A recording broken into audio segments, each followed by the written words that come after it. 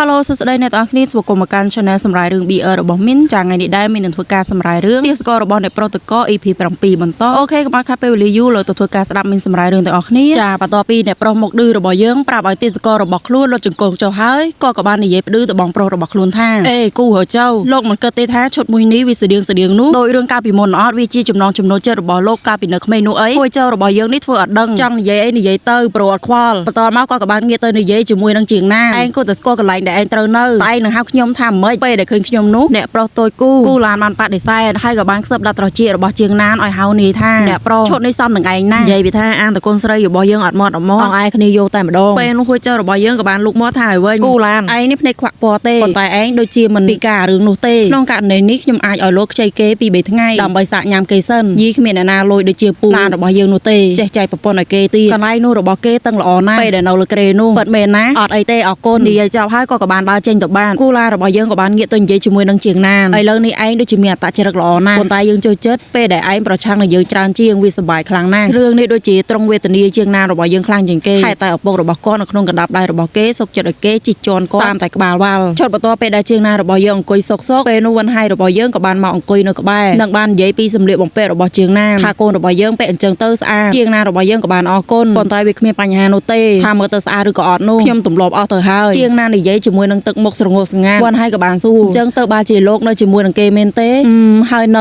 គេងជាមួយនឹងគេទៀតចាប់តាំងពីខ្ញុំនៅតូចមកគឺខ្ញុំនៅតែម្នាក់ឯងម្ដាយរបស់ខ្ញុំគាត់បានចាក់ចេញពីខ្ញុំកាលពីនៅតូចពេលដែលឪពុករបស់ខ្ញុំក្របន្តមកឪពុករបស់ខ្ញុំក៏ចាប់ផ្ដើមញៀនល្បែងខ្ញុំបានធ្វើការផងរៀនផងដើម្បីផ្គប់ផ្គុនការចំណាយដែលមានរហូតមកដល់ឥឡូវនេះដោយរឿងនេះហើយតែខ្ញុំត្រូវសងបំណុលគេវិញនោះលោកគឺជាអ្នកប្រុសតូចនៅទីនេះម្នាក់ដែរលោកមិនយល់ទេពីរឿងមនុស្សដូចជាខ្ញុំនោះតស៊ូដើម្បីដែលបានរស់ដល់លឺអញ្ចឹងហើយវិនហៃរបស់យើងក៏បានរៀបរាប់ពីជីវិតរបស់គាត់ខ្ញុំទៅរកការពិតឃើញថាខ្ញុំគឺជាកូនឥតខិនស្លាឪពុកម្ដាយរបស់ខ្ញុំបានស្លាប់អស់នោះហើយជាមូលហេតុដែលខ្ញុំមកទីនេះគាត់បានដកដង្ហើមធំហើយក៏បាននិយាយតបងប្រុសរបស់ខ្ញុំស្អប់ខ្ញុំណាស់ធ្វើឲ្យខ្ញុំអាម៉ាស់មកខ្ញុំគិតតែខ្ញុំស្អប់គាត់វិញប៉ុន្តែពេលដែលខ្ញុំបាននៅក្បែរគាត់យូរទៅខ្ញុំរកការពិតឃើញថាម្ដាយរបស់ខ្ញុំបានយកឪពុករបស់គាត់ចេញពីម្ដាយរបស់គាត់ខ្ញុំមិនអាចស្អប់គាត់បាននោះទេឥឡូវនេះខ្ញុំមានតែគាត់ម្នាក់តែប៉ុណ្ណោះដែលជាបងប្អូនដែលខ្ញុំបាននៅសេសសល់ខ្ញុំតែងតែចង់បានបងប្រុសម្នាក់ឥឡូវនេះខ្ញុំមានហើយពេលនោះស្អីរឿងគេក៏បានបង្ហាញថាហួចចៅរបស់យើងក៏បានស្ដាប់ឮដែរតែក៏ស្ដាប់ឮតែប៉ុណ្ណឹងក៏បានដើរចេញទៅបានព្រោះតែគាត់គិតថាវាគឺជារឿងអត់ប្រយោជន៍គាត់ហើយរបស់យើងក៏បាននិយាយតប៉ុន្តែគាត់ស្អប់ខ្ញុំចុះហេតុអ្វីលោកខំនៅទីនេះទៀតព្រោះវាមានរឿងខ្លាំងតែខ្ញុំចង់ស្វែងរកការពិតពេលដែលខ្ញុំរកឃើញហើយខ្ញុំនឹងចាក់ចេញចុះលោកវិញនោះលោកមានគម្រោងអីអត់ខ្ញុំមិនដឹងនោះទេវាប្រហែលជារោងចាំឲ្យអ្នកប្រុសគូសាំជាមួយនឹងខ្ញុំហើយទៅខ្ញុំអាចនឹងចាក់ចេញបានគាត់ហើយក៏បាននឹកឃើញផែនការគាត់អាចជួយជាងណានបានតែជាងណានរបស់យើងក៏បានបដិសេធព្រោះថាឪពុករបស់គាត់នៅពេលនេះគឺស្ថិតនៅក្នុងកណ្ដាប់ដៃរបស់គូឡាននៅឡើយគាត់មិនអាចចាក់ចេញបាននោះទេបានបើលោកមានអីជួយអាចប្រាប់ខ្ញុំបានខ្ញុំនឹងជួយលោកហេតុអ្វីក៏លោកជួយខ្ញុំអញ្ចឹងព្រោះតែខ្ញុំគ្មានប្រយោជន៍អ្វីឲ្យលោកនោះទេមកពីពួកយើងត្រូវបានជាប់នៅទីនេះដូចគ្នាដឹងខ្ញុំអាចនឹងមានមិត្តល្អម្នាក់បើលោកចង់បានអញ្ចឹងខ្ញុំអាចនឹងធ្វើជាមិត្តល្អរបស់លោកបានគាត់ហើយរបស់យើងក៏បានបោះដៃឲ្យជាងណានចាប់ទាំងសប្បាយចិត្តអញ្ចឹងឥឡូវនេះយើងគឺជាមិត្តល្អជាមួយនឹងគ្នាហើយជាងណានរបស់យើងក៏ព្រមចាប់ទាំងរឿងស្ទាក់ស្ទើរដែរពេលលោកកូនស្រីរបស់យើងក៏បានប្រើខ្សែភ្នែកចម្លែ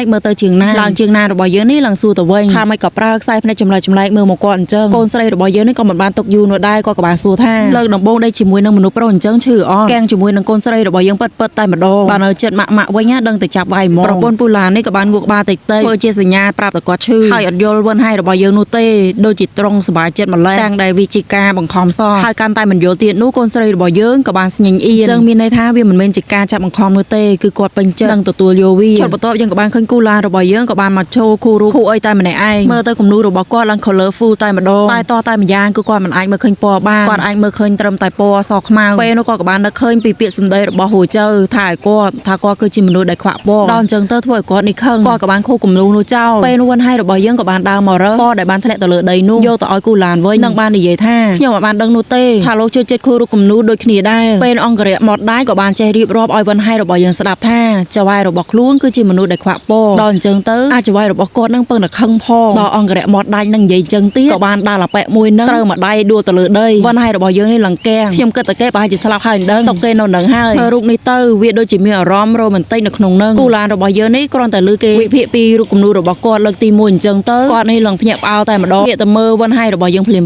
អូខេហ្នឹងហើយអ្នកទាំងគ្នាសម្រាប់ភាគនេះគឺថាបានមកដល់ទីបញ្ចប់ហើយអរគុណច្រើនបាយ